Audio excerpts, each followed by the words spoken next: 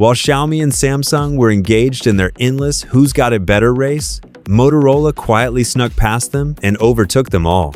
Seriously, they've really taken off in the last couple of years. Smartphones are cheaper than Xiaomi, but often surpass Samsung in quality.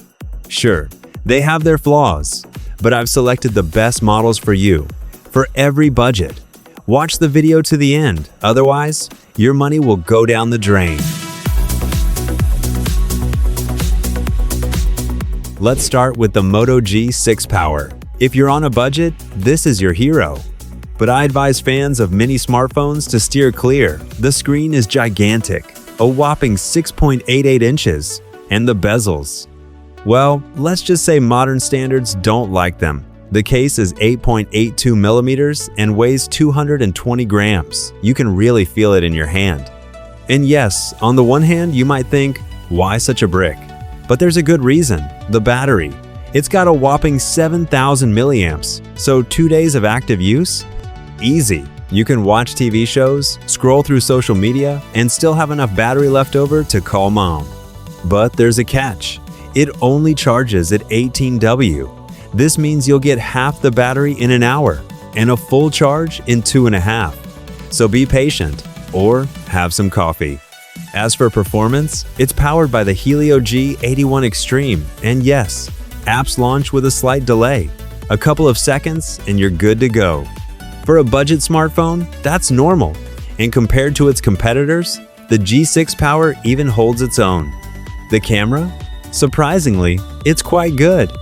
Photos are passable and the detail is decent. For this price, that's already a plus.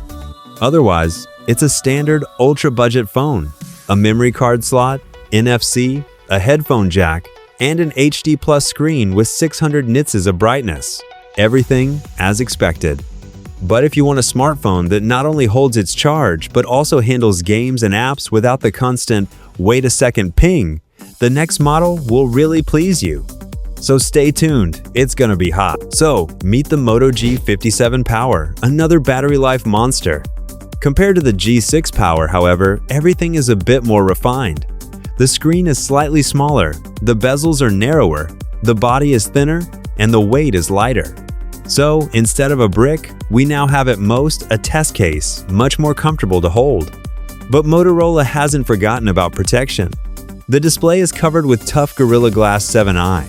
The body can withstand drops in extreme temperatures, according to military standard 810H. And there's also IP64 water resistance. Don't be fooled, though this won't save the smartphone if you decide to take it for a bath. At most, it'll protect it from rain. But the G57 Power's main feature is, of course, its battery. It has a 7,000 milliamp hour battery, and not just any old one, but a new silicon carbon one.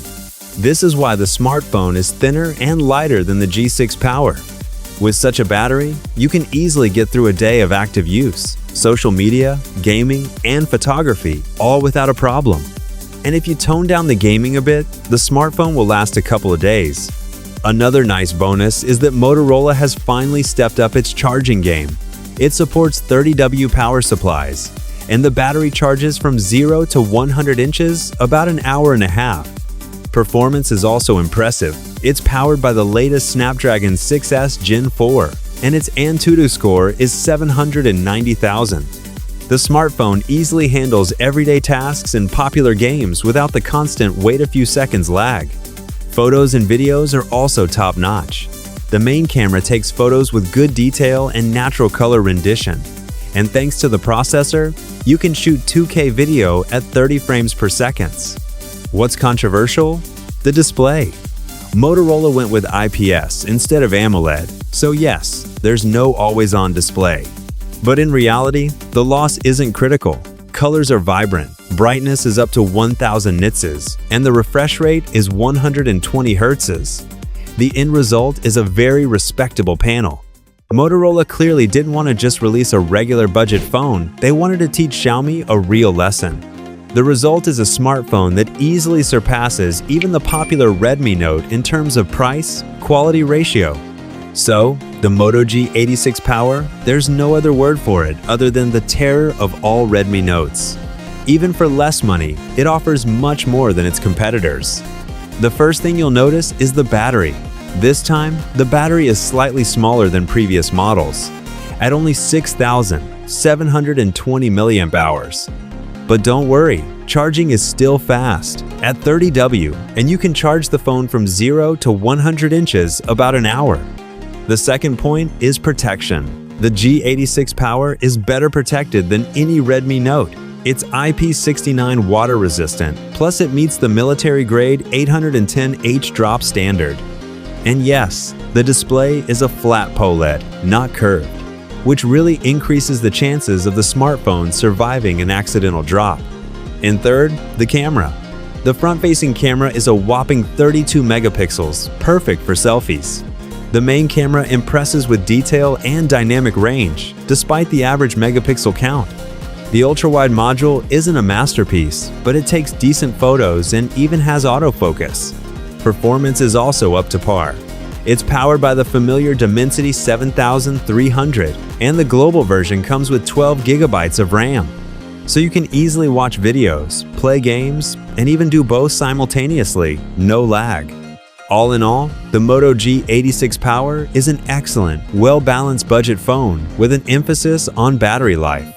The only thing missing is a headphone jack, but the memory card slot and NFC are there.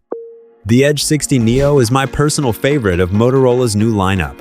As the French say, it's a crash and a Sigma boy rolled into one. And for good reason. In its budget category, this smartphone truly excels in the photography department. First, it has a telephoto lens with 3x optical zoom and image stabilization, a rarity for a budget phone. Second, the main 50 megapixel camera features the same optical stabilization and impressive optics. Third, Motorola didn't skimp on the ultra-wide-angle lens, 13 megapixels, and even macro photography. In short, this is a true budget camera phone. The Edge 60 Neo's second highlight is its compactness and lightweight. Its 3-inch POLED display is truly comfortable to hold in one hand. And the screen is impressive. 460 pixels per inch's resolution, decent brightness, and LTPO support, it looks fantastic. Despite its compact dimensions, it houses a 5,200 mAh battery. Motorola has once again surprised us with support for 68W wired charging and 15W wireless charging. So charging while you're having a coffee is a reality. And of course, the performance is top-notch. The Dimensity 7400 is responsible for this. The smartphone zips through the interface, handles games with ease, and even shoots 4K video. Overall, the Edge 60 Neo is a budget smartphone that doesn't shy away from being a flagship in a compact form factor, showing everyone in this segment who's boss. Let's start with performance.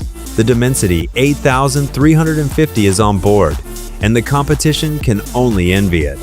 Sure, it's not a top-end flagship chip, but it performs almost like the big guys, runs games at high settings, and the interface zips along smoothly. The Poco F7 may be a bit more powerful, but the Edge 60 Pro makes up for it with its camera prowess. Speaking of cameras, it's got a full flagship setup. The main camera is a 50 megapixel Sony LYTIA 700C, along with an ultra-wide-angle lens with the same resolution and a telephoto lens with 3x optical zoom. For photo and video enthusiasts, it's a real treat. Battery life is also top-notch. The 6,000 mAh battery lasts for about 10 hours without recharging, even with heavy use. So you can confidently watch TV shows, play games, and shoot content all day. The display hasn't been forgotten either. A POLED with a 120 Hz refresh rate is bright and vibrant, plus it's water and drop resistant, while the design looks stylish and modern. In short, the Edge 60 Pro proves that you don't have to spend a fortune to get a powerful smartphone with great cameras and excellent battery life. The Motorola Edge 70 is like your parents' minibar. Very interesting, but not for everyone. It has a ton of advantages, but one small drawback might put you off buying it. Let's start with the good stuff, the design. The smartphone looks truly cool, metal edges, cool colors, and an ultra-slim body of just 5.99 millimeters. For comparison, the Galaxy S25 Edge is slightly thinner at 5.8 millimeters. But those few tenths of a millimeter allowed Motorola to fit a decent 4,800 mAh battery. And another nice bonus: fast 68W wired charging, 15W wireless charging, and even an unexpected surprise: a case for magnetic accessories. You can safely use MagSafe power banks and chargers. The cameras are also impressive: two 50-megapixel sensors on the back.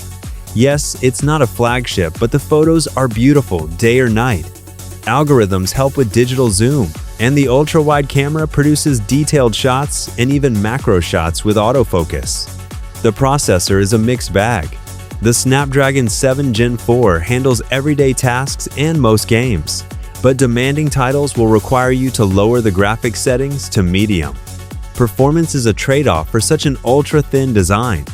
Ultimately, if you've been dreaming of a super thin smartphone and are willing to sacrifice some power, the Motorola Edge 70 is the one for you. For everyone else, it's best to pass. Which of these Motorola's did you like the most? Let us know in the comments. We'd love to hear your opinion. If you enjoyed the video, please subscribe to the channel and give it a like. Thanks for watching, and see you in new videos.